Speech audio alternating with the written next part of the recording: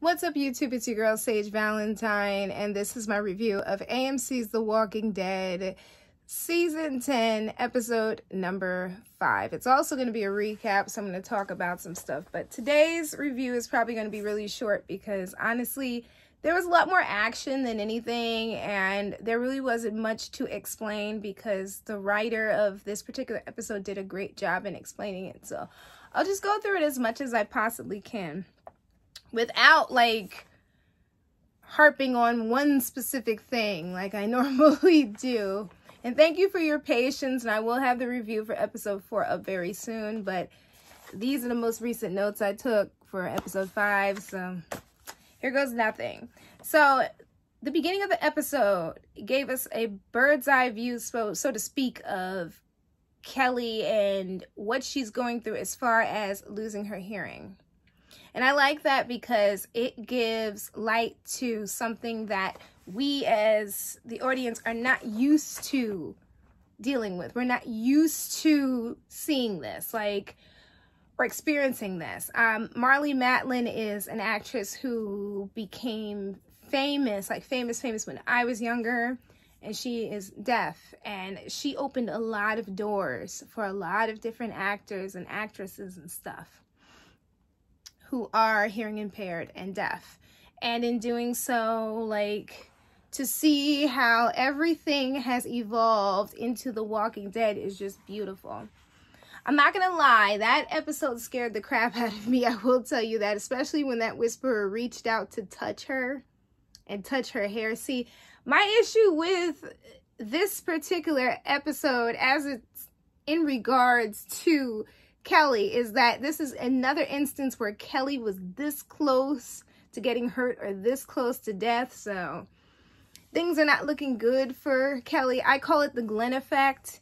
Think about how years ago when Glenn kept getting into these situations where it seemed like he was gonna die. Yeah, that's definitely what's happening to Kelly at this point, and I am worried about that particular character. And that, again, that whisperer hand doing something like it. And then he had like a full body, Walker bodysuit on, because you could tell because there was something weird going on with the knuckles. Like, you know, the whisperers were scary enough in the comics, and I feel like the show did a wonderful job bringing them to life and freaking us out and making everything into like a scary movie. I guess that has a lot to do with Angela Kang. Kudos to her, because this scary movie effect is actually frightening. Not as frightening as Into the Dark on Hulu, but frightening nonetheless. Anyway, Negan's out on his own, and then this familiar dude comes out of the woodwork, basically. And I'm looking at him, and I'm like, who the hell is this dude? Like, who is this guy? And then I had to look it up, and I realized, like, oh, he's been on the show before. And then when they said his name, like Brandon, I'm like, yeah, I'm gonna have to go back and watch the other episodes, because why is Brandon not coming to mind? Or maybe they did his hair differently, or maybe he looked differently. I don't know. It was something strange going on with Brandon. So Magna's clearly going through something at this point. We don't know what the heck she's going through. I'm like, is she depressed? Is she doing something? What's happening? Ezekiel's still depressed, still hurting, and I'm still worried about him. Later on, we find out what happened to him, but that doesn't make me feel any better in regards to that character. So then Connie realizes when Daryl and the others return from whatever it was they were doing, that Kelly is missing, and Connie is freaking out, and she has every right to, because the whisperers are out there and they could snatch her up. That's what I thought that whisperer did, but then I realized he left her alone because he realized she couldn't hear. That kid Brandon is just like chilling with Negan, trying to get Negan to like him. He's like the #1 fan. He is super annoying. And, you know, a lot of people said that Negan was annoying. No, this kid is more annoying than what you thought Negan was at this point. No, he's like Negan's #1 fan at this point. And he starts talking a lot of crap about Rick And he says he heard something about how Negan killed Carl. And I'm just like, dude, Negan doesn't kill kids. So, where are you getting this he killed Carl thing? Because he wouldn't have done that. Obviously, he would have killed Carl when Carl fired that shot.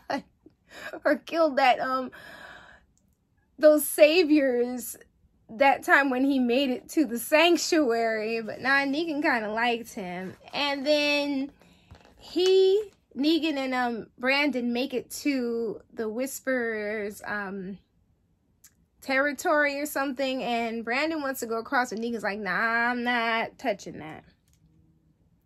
And then the funny thing was, this walker comes out of nowhere, he attacks Negan, and Brandon's just sitting there on the side, and I'm just like, what is he doing? Like, dude. But really, he's trying to find Negan's jacket and his baseball bat. But I'm like, dude, you could have helped Negan, though. If you're supposed to be his fan, aren't you supposed to be helping him? Or maybe he thought he was helping him by pulling out that bat and that bag. But still, Negan was in trouble at that point. There's just something strange about Brandon at that point. So then we see Aaron, and he's spying on Gamma while she's skinning a walker. And I'm worried about Aaron. I'm just like, please don't let this be a death sentence for Aaron, because out of all the Whisperers to come upon, thank goodness it wasn't Beta or Alpha, but Gamma, yeah. Be careful, Aaron. So,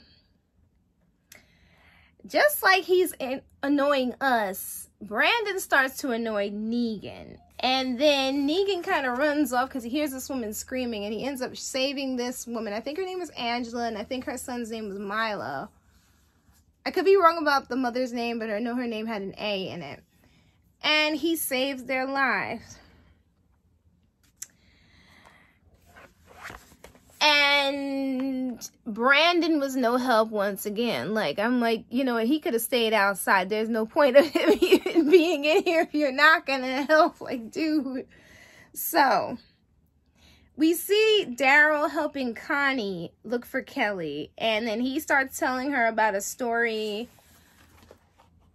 involving his brother Merle, the late Merle. And I'm sitting here thinking about how many of these heartfelt talks have Daryl and Connie had recently. Because clearly they have been very intimate together. By intimate, I don't mean like sex. I mean like intimacy, meaning like they have shared their feelings and talked to one another and bonded with one another. Something's transpiring between the two. And obviously I think they make a cute pair, cute friendship, because at this point Daryl hasn't really been with anybody, and a lot of people wanted him to get with Michonne before the writers revealed that their plan was to get her with Rick. So Connie and Daryl make a nice organic pair, and they're just kind of like, you know, friends, and they're becoming closer and closer, and it's innocent and it's cute, because that's what Daryl needs at this point. My opinion. But anyway, Daryl and Connie and the others that are out looking for Kelly, they come upon the boar that Kelly was killing in the beginning of the episode, and how the walkers tore it up. And then Magna pops up, and Magna's just like, I can't find Kelly either. I don't know where the heck Kelly is. But you're trying to figure out, like, okay, everybody else went out to go run and look for Kelly. Where did Magna come from? Wasn't Magna back at the hilltop? Like, what's happening? But anyway, Earl is right. After losing Tammy Rose and losing Henry, who was his apprentice, and he's still raising the baby. How old should the baby be? Like, the baby's like, is the baby like a year or two by now? It should be. I think there was a bit of a time jump between, but maybe the baby's still kind of small. But anyway, Earl's like, listen, the Whisperers are the cause of our problems. They're the one getting these walker waves together and sending them towards us. They're the one that knocked this tree down. And I'm just like, yeah, you're right. I figured it was the Whisperers too. And then we figure out that somebody has been stealing supplies from Hilltop, and I'm thinking, is it Brandon? For some reason, that was the first name, Negan's #1 fan, that came to mind to me as far as that situation. Then we get another scene where Ezekiel and Sadiq are having a conversation, and apparently Ezekiel is depressed and trying to kill himself because he has thyroid cancer, and apparently that runs in his family, so it finally caught up with him. That's why he's been coughing. And I'm just like, thyroid cancer? See, this is why I don't trust these writers, because when a character does not get the death that they have in the canon, then the writers become creative with the character deaths. And I'm trying to figure out, like, so is he going to die from complications of cancer, or is he going to die during this Whisperer's War? Either way, I think Ezekiel is on his way out. That's my hypothesis in terms of Ezekiel. He's either going to die during the Whisperer's War, he's going to end up taking somebody else's death, or he's just going to die of cancer. One of the two. Either way, that's really, really sad. I don't trust Negan's #1 fan, Brandon. Something's just not right with that kid. And boy, was I right. Boy, was I right. So apparently, Earl was right as well in the TV series, because Alpha is behind the trees and the waves of walkers. And here's the thing. I get a kick out of Alpha and Beta because somebody decided, one of the Whisperers decided to give Alpha a suggestion, as if there was a suggestion box somewhere on a tree at their camp or something. All the other Whisperers were kind of looking at this dude like, well, he's gonna die. I was looking at him like, well, dude, that's the end of you. And let's just say he will not be making that suggestion again, because Alpha made sure he's done. He's over with. He's done. I shouldn't be laughing, but I'm just like, didn't you see your brethren die for, like, trying to stand up to her, asking a question, or the one guy who tried to comfort her got killed? Like, what, how did that not, like, translate? How do you not figure this out, that this woman is not playing with a full deck at this point? I don't get it. But we'll move on to Gamma. So apparently Gamma is suffering from a bit of remorse, because she starts having, like, these flashbacks where she bore witness to everything that happened in the Whisperer's camp, on top of the fact that she feels bad for what happened to her sister. See, maybe I was wrong. Maybe she's not as cold as she comes across as, but she seemed pretty cold to me in that episode. But I kind of like how the writers put that little scene in there to give her some humanity, because at first I was just like, so you're just going to kill your sister and you don't feel anything about that. But that was all a part of her guise. So really, all those Whisperers who want to say bye-bye to the Whisperer camp have Gamma on their side as well. Gamma's just going through the motions and playing along so that she can do whatever she needs to do. And so many people who come on Talking Dead keep thinking that Gamma's going to be the one to kill Alpha. I'm like, everybody is essentially looked at as the person to kill Alpha, but the person who actually kills Alpha. You're probably like, Sage, what are you talking about? I'm not going to keep saying, you know, comic book people will know this. What I'm going to say to you is that,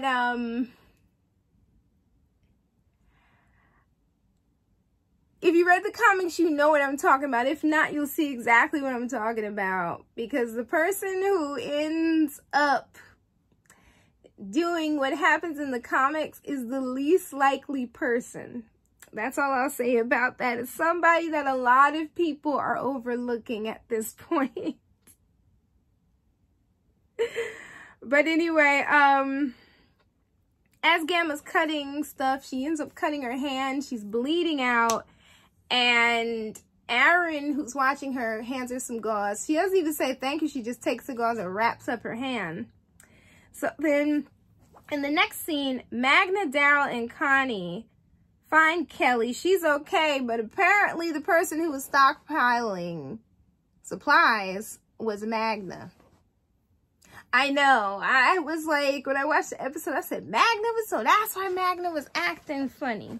So then later on, we see Negan. He's picking up wood, and he was doing all that, I guess, to start a fire so that when it's time, I guess, so it can keep the woman and her son and maybe Brandon warm with a little fire or something. He returns to find out that Brandon went and killed Angela and Milo. He's pissed. I'm pissed. I'm like, all right, Brandon, he can die now. And I was so glad that Negan killed him. And a lot of people were saying, well, you know, Negan went against his word because he said he wouldn't kill a kid. I'm like, Brandon was kind of a grown man. He wasn't a teenager anymore. He looked like he was in his 20s. Brandon knew exactly what he was doing. And Brandon was trying to be Negan. But even Negan at this point is not the Negan that we saw at the end of season 6. Negan is just kind of like, yeah, I was locked away for like 6 years. I'm just trying to acclimate and walk around here. I'm free. Everything's fine. And I'm just kind of looking at Brandon like, you, ugh. I was so glad Negan killed him. That's all you need to know. So then Daryl returns with Magna, Connie, and Kelly, and Magna brings back the supplies she stole. But before I get to that part, I forgot to mention that Daryl was super pissed that Magna had stockpiled a bunch of supplies for a rainy day. I guess when things hit the fan, they could run into the woods, pick up those supplies, and keep on moving. And by they, I mean like her, Kelly, and Connie, and Yumiko. The only reason why he didn't tell on her at that point had to be because of Connie. So Daryl and Connie's relationship at this point is working out pretty well. But eventually, it's going to probably come out that Magna has been stealing these supplies. Well, Sadiq was going to have Ezekiel tell Carol over the CB radio that he had cancer, but Ezekiel ended up chickening out, and I understand that because maybe he doesn't want to tell her and put anything else on her, and he wants to battle this alone. Me personally, I'm just like, listen, you might as well just tell me. You might as well just tell her at this point. Just tell her. Like, tell her you have cancer, you're going to die. Because you don't have chemo or anything else, you're going to die really, really fast. Because there's really not much as far as cancer drugs or anything at this point. Unless, of course, they make it to the Commonwealth, though. Some of you are probably saying, what the hell's the Commonwealth? I'm like, we'll get to that part later. We learned later on that Magna revealed that Yumiko was her lawyer. We found that out in like last episode or the episode before last. And apparently Magna lied. She did kill the man that hurt her cousin. So we don't know if Magna and Yumiko are going to remain in a relationship or not. There's bigger fish to fry, but I kind of do want to know if they're going to stay together after all this was revealed. Anyway, Alpha indirectly told Gamma to basically kill Aaron later on in this episode, aka the man with the metal arm. I don't think Gamma's gonna do it because I think Gamma's having a change of heart. But yeah. Anyway, in the end, we see Negan with his leather jacket and his Lucille too, because that's what Chris Hardwick was calling Lucille on Talking Dead, to Seal. And he's taking down some walkers, and he comes upon my favorite villain, well, secondary villain, Beta, and the rest of the Whisperers, and my favorite storyline has just begun. So I'll be back next week to do the review for episode 6. I will be doing the review for episode 4. You can count on that. See what happens when you bite off more than you can chew and you're doing more than you should be doing at the same time. But I love you all. Take care, and check me out on Tuesdays at 7 p.m. Eastern on TVCO, and I'll be going live. Love you all. Peace out. Bye, guys. Love you all. Bye.